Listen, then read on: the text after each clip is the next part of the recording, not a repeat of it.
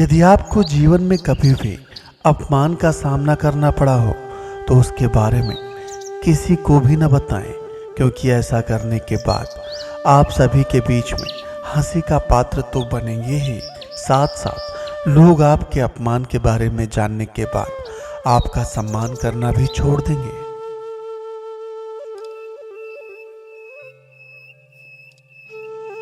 मनुष्य अपने जीवन में सुख, शांति और समृद्धि की कामना से भगवान की आराधना करता है, ताकि भगवान उससे प्रसन्न होकर उसे मनोकामना पूर्ण होने का आशीर्वाद दे। उसी आराधना में वह जिन मंत्रों का जाप करता है उसे गुप्त रखना चाहिए। जो मनुष्य अपने द्वारा की गई पूजा पाठ या मंत्र जाप को गुप्त न रखकर किसी को बता देता है तो उसको उस कर्म का फल प्राप्त नहीं होता। मनुष्य को अपनी सभी आवश्यकताओं की पूर्ति के लिए धन की आवश्यकता पड़ती है, इसीलिए हमारे जीवन में धन का बहुत महत्व है। हमें अपने धन के बारे में किसी को भी नहीं बताना चाहिए, क्योंकि बुरे व्यक्तियों की दृष्टि सदैव दूसरों के धन पर रहती है और जैसे ही उन्हें आपके धन के बारे में ज्ञात होगा वह आपके बनावटे मित्र बनकर आपको क्षति पहुंचा सकते हैं।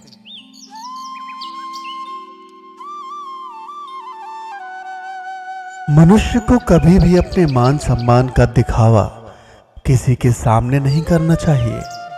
ऐसी आदत मनुष्य के लिए बिल्कुल भी अच्छी नहीं होती, क्योंकि ऐसा करने से लोगों के मन में आपके प्रति नफरत का भाव उत्पन्न होने लगता है और कुछ लोग आपको अपने बखान करने की आदत के कारण आपसे दूरियां बनाने लगते हैं।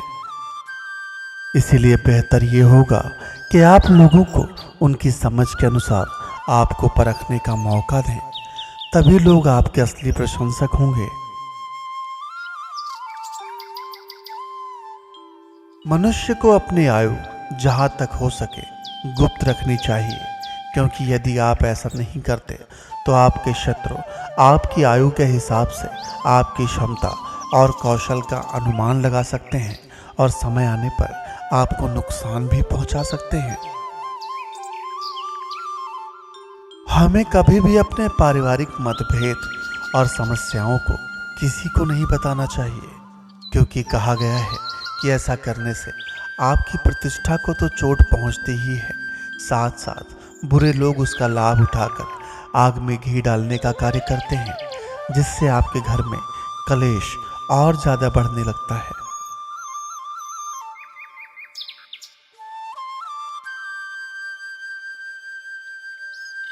यदि आपको कोई रोग है और आप किसी चिकित्सक के द्वारा उसका इलाज करवा रहे हैं तो यह बात भी आपको गुप्त रखनी चाहिए। यदि आपके शत्रुओं को आपके रोग के बारे में पता चल जाएगा तो वह उस अवसर का लाभ किसी न किसी तरह से उठा सकते हैं। कुछ लोग इतने बड़भोले होते हैं कि वह अपने निजी जीवन व परिवार की सभी गुप्त बातों को सबको बताने लगते हैं, यहाँ तक कि पति पत्नी के बीच की निजी बातों को भी हंसी मजाक में सबसे साझा कर देते हैं। ऐसा करने से मनुष्य हंसी का पात्र तो बनता ही है, साथ साथ उसे जीवन में कभी न कभी शर्मिंदगी का सामना भी करना पड़ता है। हमारे धार्मिक ग्रंथों में दान का विशेष महत्व बताया गया है। दान देने से मनुष्य के सारे कष्ट तो कटते ही हैं, उसके साथ साथ उसे सुख, शांति और समृद्धि का आशीर्वाद भी प्राप्त हो जाता है। परंतु कुछ लोग अपने दिए हुए दान का बखान अपनी महानता दिखाने के लिए करते हैं। यदि हम दान को गुप्त नहीं रखते तो हमारे द्वारा किया गया सारा पुण्य नष्ट हो जाता है।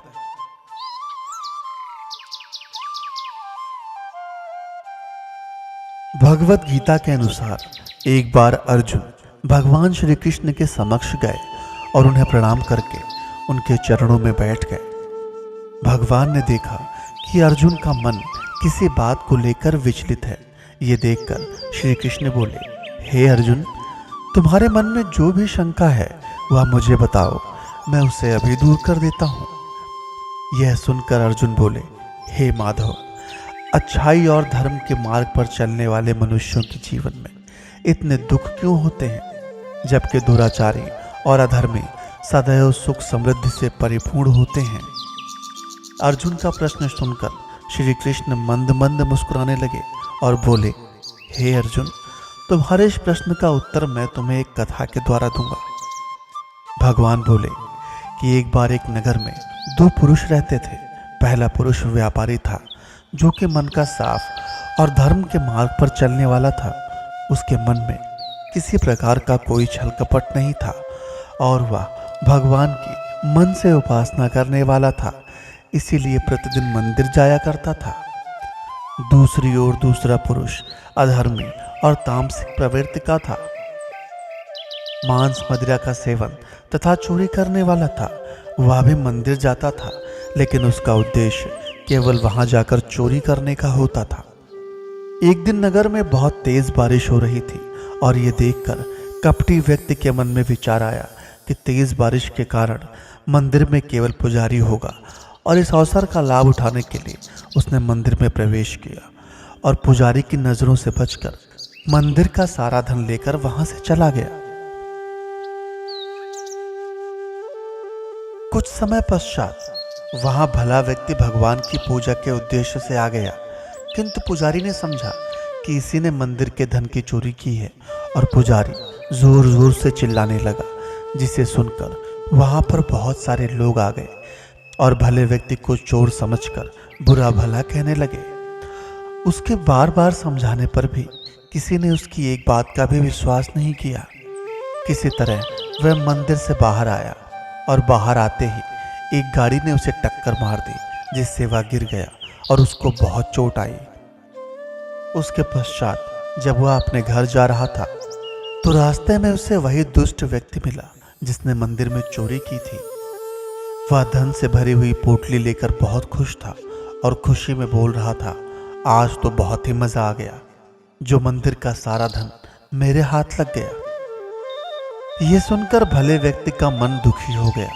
उसका भगवान से विश्वास उठ गया। उसने घर जाकर भगवान की सारी तस्वीरें घर के बाहर फेंक दी और भगवान से नाराज होकर ऐसे ही अपना जीवन व्यतीत करने लगा। कुछ समय पश्चात जब उन दोनों मनुष्यों की मृत्यु हुई और वह दोनों यमराज के समक्ष उपस्थित हुए, तभी वह भला व्यक्ति बोला, हे प्रभु, मैंने अपने जीवन में सभी अच्छे कर्म किए, फिर भी मुझे अपमानित होना पड़ा और उसके बाद मुझे पीड़ा मिली, जबकि यह दुष्ट और अधर्मी था। फिर भी इसे धन से भरी पोटली मिली। प्रभु, अब आप ही मुझे उसका उत्तर दीजिए कि ऐसा क्यों हुआ। यह सुनकर यमराज बोले, जिस दिन तुम्हें चोट आई थी वह तुम्हारे जीवन का अंतिम समय था, किंतु तुम्हारे अच्छे कर्म के कारण वह एक छोटी सी चोट में टल गया। और इस दुष्ट के भाग्य में राजयोग था, किंतु इसके बुरे कर्म के कारण इसका राजयोग एक छोटी सी पोटली में बदल गया। इस कथा के द्वारा भगवान श्री कृष्ण ने बताया कि अच्छे और बुरे कर्मों का फल मनुष्य को अवश्य मिलता है, किंतु कभी कभी मनुष्य कर्मों के फल को लेकर विचलित हो जाता है। भगवान कहते हैं उस समय भी मनुष्य को अपने अच्छे कर्म ही करते रहना चाहिए, क्योंकि कर्म का फल सबको जरूर मिलता है, बस हमें अज्ञानता के कारण उसका पता नहीं चलता।